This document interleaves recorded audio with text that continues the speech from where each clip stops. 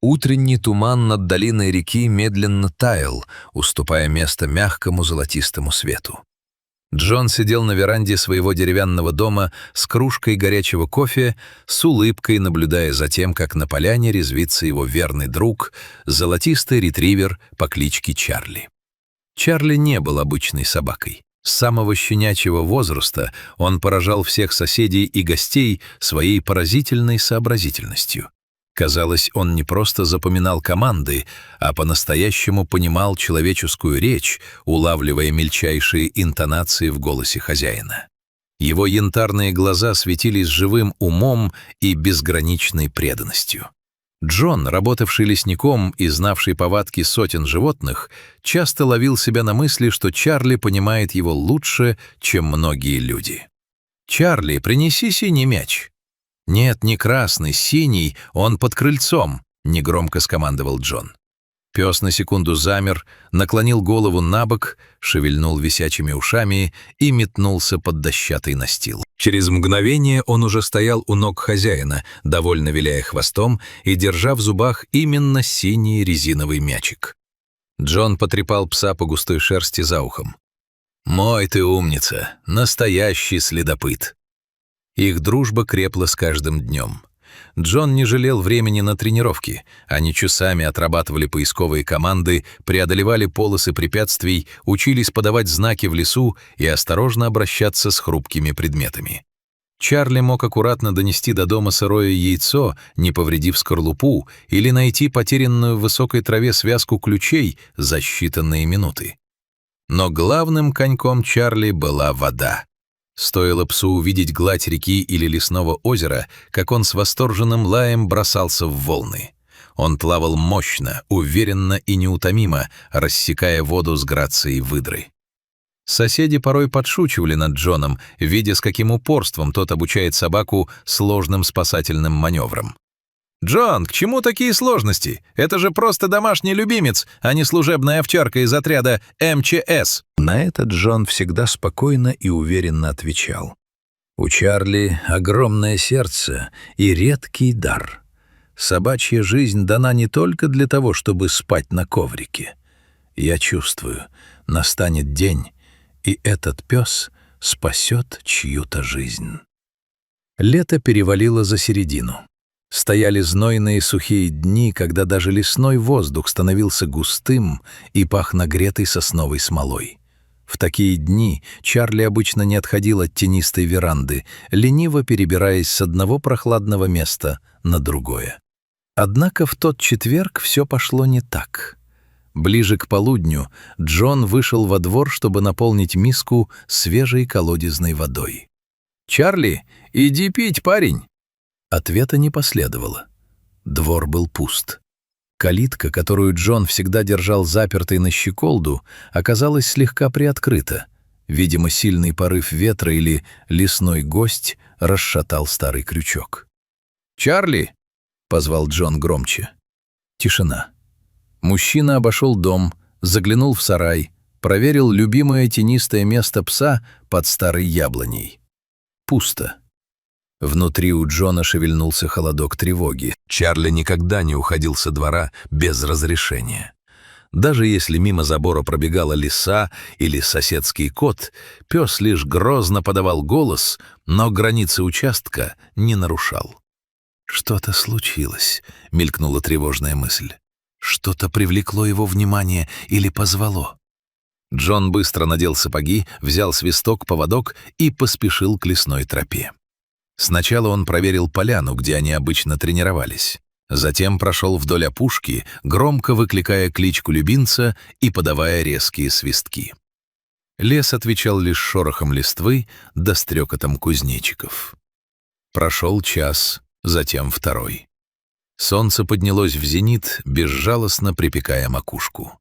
Волнение Джона переросло в настоящую панику. В этих краях водились волки, а крутые овраги у скалистого хребта таили немало скрытых ловушек. «Вода!» — внезапно осенила мужчину. В такую жару он не мог не пойти к воде. Озеро Серебряное. Это озеро находилось в 2 километрах к северу, в глубине соснового бора. Дорога туда вела через каменистую тропу, заросшую папоротником. Джон прибавил шагу, почти переходя на бег, не переставая звать собаку. Выбежав из лесной чащи к песчаному берегу озера, Джон резко затормозил, тяжело переводя дыхание. Озеро Серебряное было спокойным и обманчиво тихим. Окруженное вековыми соснами, оно славилось кристальной чистотой, но также крутыми подводными свалами и коварными холодными ключами, бьющими со дна. Джон приставил ладонь ко лбу, защищаясь от слепящих бликов, и стал внимательно осматривать водную гладь. Внезапно в 100 метров от берега, почти у противоположного скалистого мыса, он заметил ритмичные всплески. По воде расходились широкие круги. «Чарли!» — закричал Джон во весь голос. Среди сверкающей ряби показалась знакомая золотистая голова. Пес медленно, но упорно плыл к берегу. Однако двигался он непривычно тяжело, будто преодолевал сильнейшее сопротивление. Его гребки были напряженными, а голова запрокинута высоко назад. Приглядевшись, Джон обомлел. Чарли плыл не один. В зубах, бережно держа за загривок и прижимая к своей шее, пес тащил маленькое, беспомощно трепыхающееся тельце. «Боже мой!» — выдохнул Джон и, не раздумывая, прямо в одежде и тяжелых ботинках, бросился в воду навстречу питомцу. Пес выбивался из последних сил. Холодное течение у мыса явно отняло у него много энергии, но челюсти он держал крепко, словно понимал. Разжать их хоть на секунду значит погубить ношу. Когда до Чарли оставалось всего несколько метров, Джон подхватил пса под грудь, помогая ему держаться на плаву, и аккуратно принял из его пасти спасенного. Это был крошечный пятнистый олененок. Малыш дрожал мелкой дрожью. Его шерстка промокла до ниточки, а огромные черные глаза были полны первобытного ужаса. Судя по всему, олененок оступился на скользких камнях обрыва и упал в глубокую воду, не сумев выбраться на крутой берег. Чарли, бродивший неподалеку, услышал всплеск и жалобный писк и бросился на помощь. Джон выбрался на мелководье, вынес детеныша на сухой, прогретый солнцем песок и бережно опустил на траву. Чарли выбрался следом, тяжело рухнул на бок, шумно дыша, но его взгляд был прикован к малышу. Олененок тяжело дышал, из его носика текла вода. Джон, быстро вспоминая навыки оказания первой помощи, аккуратно освободил дыхательные пути детеныша и растер его бока сухой травой, восстанавливая кровообращение. Спустя пару минут олененок издал слабый тонкий звук, похожий на свист, и попытался пошевелить тонкими ножками. Он был жив. В этот момент на границе леса раздался тревожный треск ломающихся веток. Чарли мгновенно поднял уши, но рычать не стал. Из густого орешника на поляну вышла взрослая самка благородного оленя, мать малыша. Ее ноздри нервно раздувались, уши прядали, в глазах читалась смесь отчаяния и ярости. Увидев человека и собаку, она замерла, готовая защищать потомство ценой собственной жизни. Джон поднял руки ладонями вперед и медленно отступил назад, увлекая за собой Чарли. «Тихо, парень, замри. Все хорошо, мы уходим». Они отошли на безопасное расстояние к кромке леса. Олениха сделала несколько осторожных, настороженных шагов, непрерывно глядя на Джона и Чарли. Затем, убедившись, что угрозы нет, она подбежала к детенышу, принялась лихорадочно и нежно вылизывать его мордочку и бока, тихо фыркая. Олененок, пошатываясь на слабых ножках-тростинках, поднялся, прижался к теплому материнскому боку и жадно потянулся к молоку. Мать еще раз повернула голову в сторону замерших Джона и Чарли.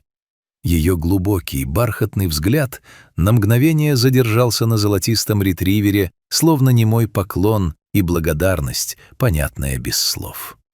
Через секунду мать и дитя растворились в изумрудном полумраке чащи. Джон опустился на колени рядом с Чарли, обнял уставшего пса за мокрую шею и уткнулся лицом в его пахнущую озерной тиной шерсть. Я же говорю, я всегда знал, что ты настоящий герой, Чарли. Ты спас его. Весь вечер Чарли спал беспробудным сном на мягком ковре в гостиной, изредка подергивая лапами во сне. Видимо, ему все еще снились темные озерные глубины. Джон с гордостью приготовил для любимца двойную порцию отборного мяса и долго сидел рядом, аккуратно расчесывая сохнущую золотистую шерсть. На следующее утро жизнь, казалось, вернулась в привычное русло. Солнце снова залило ярким светом лесную опушку, птицы звонко щебетали в кронах сосен. Джон вышел во двор, неся миску с завтраком для Чарли, но самого пса на веранде не оказалось. Джон нахмурился, однако на этот раз страха не было. Он услышал тихое, размеренное сопение, доносившееся с заднего двора, где росла старая раскидистая черемуха. Подойдя ближе, мужчина замер, боясь пошевелиться и спугнуть невероятную картину, открывшуюся перед его взором. На мягком зеленом мху под тенью ветвей лежал Чарли, положив морду на передние лапы. А прямо рядом с ним, свернувшись калачиком и доверчиво уткнувшись мокрым черным носом в золотистый бок пса, спал вчерашний олененок. Чарли не спал. Он лишь изредка приоткрывал глаза и с поразительной, почти материнской нежностью и заботой вылизывал шерстку малыша широким теплым языком, словно смывая остатки вчерашнего озерного страха. Олененок при этом довольно жмурился и издавал тихое, умиротворенное посапывание. Чуть дальше, у самой кромки леса, в тени берез стояла олениха.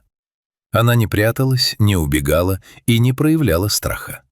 Ее уши спокойно покачивались, она неторопливо щипала сочную траву, полностью доверив свое драгоценное дитя собаке, спасшей ему жизнь.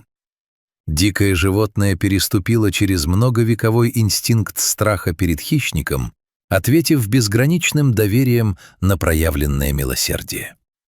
Джон тихо улыбнулся, чувствуя, как к горлу подступает комок светлой радости. Ну и дела. Вот тебе и лесные законы. С того незабываемого дня лесная усадьба Джона стала местом настоящего чуда природы. Маленький олененок, которого Джон про себя ласково прозвал Бэмби, стал приходить почти каждое утро. Стоило первому солнечному лучу коснуться верхушек сосен, как из чащи доносился легкий шорох копыт, и на поляне перед домом появлялась грациозная пара — мать и ее окрепший малыш. Олениха оставалась на краю поляны, выполняя роль бдительного стража, а олененок со всех ног мчался к Чарли. То, как они играли, приводило Джона в неописуемый восторг. Пес и дикий детеныш устраивали настоящие догонялки. Олененок забавно подпрыгивал на всех четырех ножках разом, выделывая в воздухе невероятные кульбиты, а Чарли с веселым лаем кружил вокруг него, аккуратно уворачиваясь и припадая на передние лапы. Когда игра утомляла обоих, они валились прямо в клевер и отдыхали бок о бок. Пес делился с новым другом своими игрушками, катая носом мяч к его копытцам, а олененок с любопытством обнюхивал собачьи уши. Иногда Джон тихонько выносил на поляну нарезанные яблоки, свежую морковь и соль-лизунец. Олениха постепенно привыкла и к человеку. Спустя несколько недель она уже позволяла Джону подходить на расстояние нескольких шагов, спокойно принимая угощение прямо с широкой деревянной дощечки.